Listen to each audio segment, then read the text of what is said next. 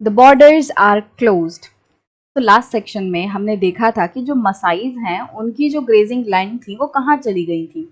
तो उसमें हमने देखा था कि जो ब्रिटिशर्स हैं उन्होंने क्या किया, मसाइज की जो अच्छी ग्रेजिंग लैंड थी उसको ज़्यादा से ज़्यादा अपने कब्जे में ले लिया और उस पे जो वाइट सेटलमेंट्स हैं वो बनानी शुरू कर दी, उन पे खेती करना शुरू कर दिया और उनको बेसिकली अपने कब्जे में ले लिया और जो मसाइज हैं उन्हें एक छोटे से ज़मीन के टुकड़े पर रहने पर मजबूर कर दिया गया, जिसकी वजह से क्या हुआ, उनके जो जानवर हैं, उनके जो कैटल्स हैं, उनके लिए चारा कम पड़ने लग गया और उस वजह से उनके जो कैटल्स हैं वो परेशानी में आने लग गए, उनकी मौत होने लग गई। तो ओवरऑल जो सिचुएशन है मसाइज की वो डिटीरियोरेट हो रही थी, खराब हो रही थी।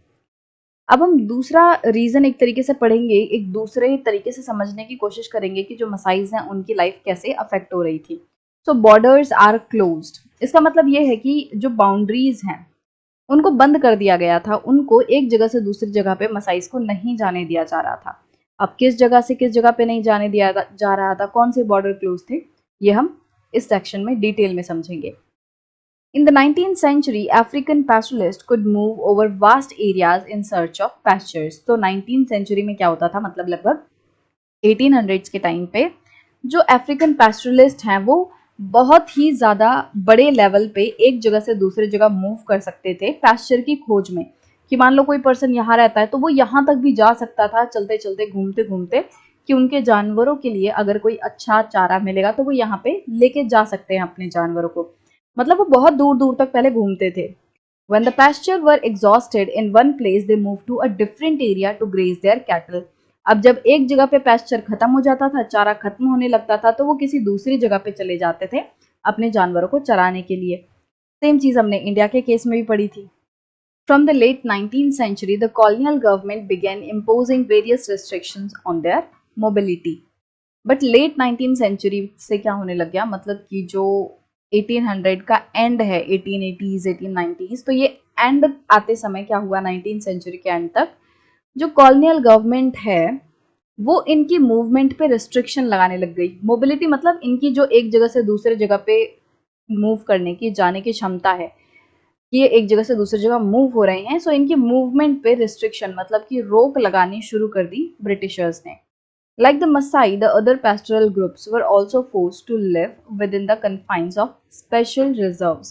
अब मसाइज की ही तरह जो दूसरी पेस्टोरल कम्युनिटीज थी उनको भी मजबूर किया जा रहा था कि वो एक रिस्ट्रिक्टेड एरिया में रहें, वो एक पर्टिकुलर एरिया में रहें और उससे बाहर ना जाएं।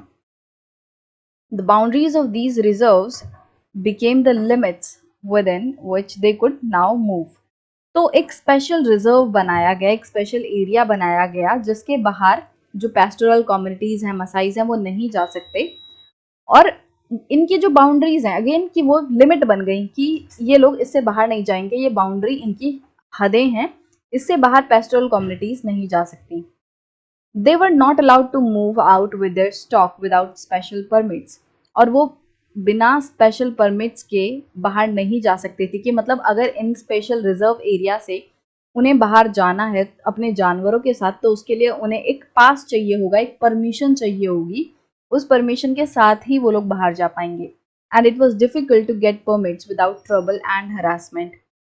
और ये जो स्पेशल परमिट्स हैं, ये जो परमिशन है, ये पाना इतना कोई आसान काम नहीं था कि गवर्नमेंट के ऑफिस गए, उन्होंने कहा कि जी हमें अपने जानवरों को लेके बाहर जाना है और वो तुम्हें लिख के दे देंगे कि ठीक है जाओ परमिशन दे दी। ऐसा नहीं था।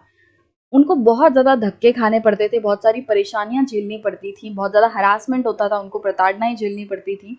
उसके बाद कहीं मतलब मुश्किल से ही किसी पर्सन को परमिट दिया जाता था। Those found guilty of disobeying the rules were severely punished. अब अगर किसी पर्सन को पाया जाता था कि वो बिना परमिशन के, बिना परमिट के इस बाउंड्री से बाहर जा रहा है, स्पेशल रिजर्व से बाहर जा रहा है, तो उसको डिसओबे करने का मतलब कि उनकी बात, ब्रिटिशर्स की बात ना मानने के लिए बहुत ही बुरे तरीके से, सीवियरली मतलब बहुत ही ज़्यादा बुरे तरीके से पनिश किया जाता था, सज़ा दी जाती थी। Pastoralists were also not allowed to enter the markets in white areas. अब हुआ क्या कि पैस्टोरलिस्ट के ऊपर एकदम ही रिस्ट्रिक्शन लगाई जा रही थी। जैसे हमने पिछले सेक्शन में ही पढ़ा था कि जो वाइट लोगों की सेटलमेंट है उसमें मना किया जा रहा था कि ये जो पैस्टोरलिस्ट हैं, जो वहाँ की वहाँ के जो लोकल लोग हैं उनको बोला जा रहा था कि वो लोग इन वाइट एरियाज में, वाइट सेटलमेंट्स में नहीं जा सकते।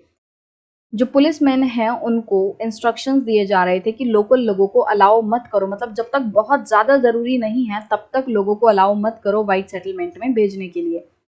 तो इनको क्या कहा जा रहा था कि जो वाइट लोगों की, मतलब ये जो ब्रिटिशर्स या यूरोपियंस की जो सेटलमेंट्स हैं जहाँ उन्होंने अपने मार्केट वगैरह बनाए हुए हैं, उन जगहों पर पैस्टोरलिस्ट का जाना मना था। In many regions, they were prohibited from participating in any form of trade. और बहुत सारे ऐसे रीजन्स थे जिनमें कि पैस्टोरलिस्ट को ट्रेड करने से मना किया गया था। मतलब कि उन जगहों पे पैस्टोरलिस्ट जाके अपने सामान को बेच नहीं सकते वहाँ पे। White settlers and European colonists saw pastoralists as dangerous and savage people with whom all contact had to be minimized. ये जो वाइट सेटलर्स थे, गोरे लोग थे, यूरोपियंस थे, ये क्या कहते थे कि ये जो पैस्टोरलिस्ट हैं ये डेंजरस लोग हैं, सैवेज हैं। सैवेज मतलब एक तरीके से जंगली हैं। जिस तरीके से इन्होंने हमारे जो पैस्टोरलिस्ट कम्युनिटीज हैं उन्हें क्रिमिनल ट्राइब्स कहा था, उनके लिए बोला था कि वो जन्म से ही एंड बाय नेचर क्रिमिनल हैं, इसी तरीके से जो यूरोप में जो यूरोपियंस थे वो अफ्रीकन पैस्टोरलिस्ट कम्युनिटीज के लिए भी सेम ही चीज़ कह रहे थे कि वो डेंजरस हैं, उनसे इन गोरे लोगों को खतरा है, वो लोग जंगली हैं और जितना हो सके उतना कम इन लोगों के साथ हमें इंटरेक्ट करना चाहिए, ऐसा ये गोरे लोग समझते थे। Cutting of all links was however never really possible. But अगर ये जो यूरोपियंस है वो चाहे कि वो पैस्टोरलिस्ट से बिल्कुल ही नाता तोड़ दें, मतलब कि एकदम एक अलग ही दुनिया बसा लें जिसमें कि पैस्टोरलिस्ट या ये जो अफ्रीकन है वो बिल्कुल भी ना आ सके, तो ऐसा बहुत ही मुश्किल था कि मतलब एक आदमी भी ना घुस पाए या किसी तरीके से कनेक्शन ना हो। ये चीज़ बहुत मुश्किल थी because white colonist had to depend on black labour to bore mines and build roads and towns. क्योंकि जो ये गोरे लोग थे वो बहुत सारे काम नहीं करते थे, जैसे सफाई वगैरह का काम हो गया या फिर जो लेबर का काम है कि मजदूर जो लोग थे वो गोरे नहीं हुआ करते थे। तो ये जो यूरोपियंस हैं वो ब्लैक्स को, मतलब कि अफ्रीकन्स को लेबर की तरह हायर करते थे, उनसे माइंस वगैरह खुदवाते थे और उनसे रोड बनवाने में, टाउन्स बनवाने में, इन सब में उनको लेबर की तरह हायर करते थे। तो अगर ये लोग चाहें कि ये लोग ब्लैक लोगों से एकदम ही दूर हो जाएं तो वो भी पॉसिबल नहीं है, क्योंकि ये लोग ब्लैक लोगों को इस्तेमाल कर रहे हैं, उनको लेबर की तरह इस्तेमाल कर रहे हैं, उनसे काम करवा रहे हैं।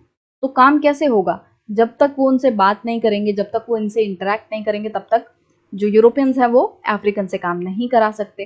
तो वही कहा जा रहा है कि एकदम से लिंक तोड़ना जो है वो पॉसिबल नहीं था, क्योंकि जो यूरोपियंस थे वो अफ्रीकन्स पे बहुत ज़्यादा डिपेंडेंट थे अपने बहुत सारे कामों के लिए। The new territorial boundaries and restrictions imposed on them suddenly changed the lives of pastoralists. अब क्या हो रहा था, पहले तो वो एकदम खुले रहते थे, उनका जहां मर्जी जाना है, जितनी दूर तक जाना है वो चले जाते थे। बट अब क्या हो रहा है, ब्रिटिशर्स ने बाउंड्रीज क्रिएट कर दी हैं इनके लिए स्पेशल। इसकी वजह से क्या हुआ, इन सभी रिस्ट्रिक्शंस की वजह से अचानक से पैस्टोरलिस्ट की लाइफ चेंज हो गई। कहाँ तो वो कल तक मतलब एकदम मस्त घूमा करते थे, आज तुम आए, तुमने कहा कि लाइन खींच दी, इस लाइन से, इस लक्ष्मण रेखा से बाहर तुम्हें कदम नहीं रखना, तो उनकी लाइफ बहुत ज़्यादा अफेक्ट हो गई, चेंज हो गई। वो तो मूव करने वाले लोग हैं, वो तो फ्रीली एक जगह से दूसरी जगह जाने वाले लोग हैं, उनको तुम एक जगह पे कन्फाइंड करके रख रहे हो तो उनको दिक्कत तो आएगी। The adversely affected both their pastoral and trading activities. तो ये जो रिस्ट्रिक्शंस हैं इसकी वजह से पैस्टोरलिस्ट दोनों ही तरीके से अफेक्ट हुए और बुरे तरीके से अफेक्ट हुए। एडवर्सली मतलब बुरे तरीके से, बहुत ही ज़्यादा उन पे असर पड़ा। पेस्टोरल तरीके से भी कि मतलब वो अपने जानवरों को पहले एक जगह से दूसरी जगह पे ले जाते थे और उनको चराते थे, तो अब फ्रीली वो नहीं ले जा सकते। और उनकी जो ट्रेडिंग एक्टिविटीज़ थी, वो जानवरों की मीट बेचते थे, डेयरी प्रोडक्ट्स बेचते थे, स्किन बेचते थे, तो बहुत सारी ऐसी चीज़ें वो बेचा करते थे। बट अब इन ट्रेडिंग एक्टिविटीज़ पे भी रोक लग रही थी, क्योंकि मूवमेंट ही नहीं हो रही, कहाँ वही छोटी सी जगह में किसको बेचेंगे, कितने लोगों को बेच पाएंगे, तो उनकी ट्रेडिंग एक्टिविटी भी अफेक्ट हो रही थी। Earlier, pastoralists not only looked after animal herds but traded in various products. तो जैसा भी डिस्कस किया कि पहले वो ऐसा नहीं था कि सिर्फ और सिर्फ जानवरों को ही पालते थे, बल्कि उसके साथ साथ वो छोटा मोटा ट्रेड भी करते थे, प्रोडक्ट्स को खरीदने बेचने का काम भी करते थे। The restrictions under colonial rule did not entirely stop their trading activities, but they were now subject to various restrictions. तो ये जो ब्रिटिशर्स ने जितने भी restrictions impose की थी उनकी वजह से ऐसा नहीं था कि पेस्टोरल कम्युनिटीज की जो ट्रेडिंग एक्टिविटीज है वो पूरे तरीके से बंद हो गई थी, ऐसा नहीं था, बल्कि अभी भी चल रही थी, बट उतने फ्रीली पेस्टोरल कम्युनिटीज ट्रेडिंग नहीं कर पा रही थी जितनी वो पहले कर पाती थी। मतलब जितने एकदम खुले होके वो अपनी मर्जी से चीजें कर पा रही थी, अब उतना सही से वो नहीं कर पा रहे थे। चीजें हो तो रही थी, बिल्कुल बंद नहीं हुई थी, बट रिस्ट्रिक्शन लग गई थी, अब वो एकदम फ्रीली चीजों को नहीं कर पा रहे थे। तो इस तरीके से जो बाउंड्रीज हैं उनकी वजह से जो अफ्रीकन पेस्टोरल कम्युनिटीज थी उनके ऊपर अब बहुत ज़्यादा अफेक्ट पड़ रहा था। जिस तरीके से हमने सेम चीज़ें इंडिया में देखी कि जो ब्रिटिशर्स हैं उन्होंने रिस्ट्रिक्शंस लगा दी थी, मूवमेंट पे रोक लगा दी थी, जंगलों में अपनी मर्जी से जो पेस्टरलिस्ट हैं वो नहीं आ जा सकते थे। तो इस तरीके की सारी जो रिस्ट्रिक्शंस है वो अफ्रीकन्स को भी देखने मिली, और जिसकी वजह से उनकी लाइफ जो है वो खराब हो रही थी। उनका जो जीने का तरीका है उसमें बाधाएं आ रही थी, वो अब उतना फ्रीली नहीं जी पा रहे थे जितना वो पहले रहते थे।